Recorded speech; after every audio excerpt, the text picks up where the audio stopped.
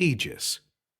A scientific military organization founded in 3303, Aegis was established in a collaboration between the Alliance, Empire, and Federation to coordinate research into the Thargoids and develop technologies with which to counter their aggression.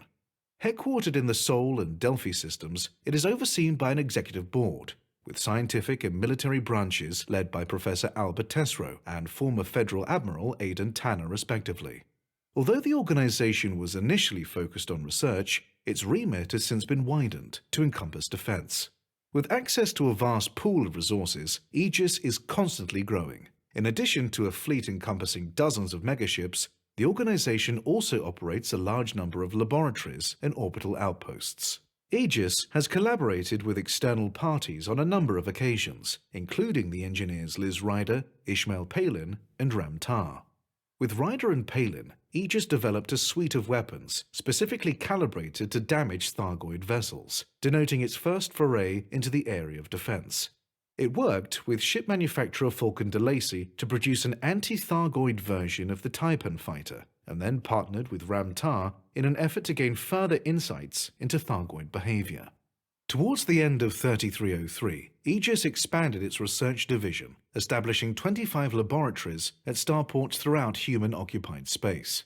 Research efforts focused on the Thargoids' transmission and storage of information and the categorization of geographical data, work that would pave the way for later discoveries about Thargoid territorialism. But no sooner had work begun than the laboratories came under attack from Thargoid ships. While the attacks were initially thought to be random, it was later determined that they represented a deliberate attempt to prevent Aegis from analyzing Thargoid materials. An unprecedented development, the attack shed new light on the Thargoids' agenda and capacity for strategic reasoning.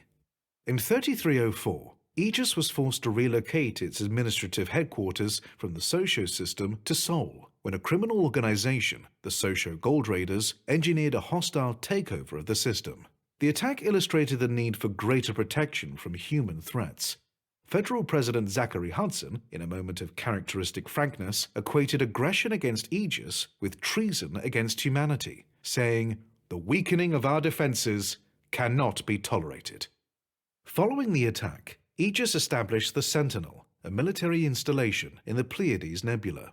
While Aegis officials insisted that the Sentinel would allow the organization to continue our fight against the Thargoids unhindered by external forces, critics opined that the organization's growing military focus was cause for concern.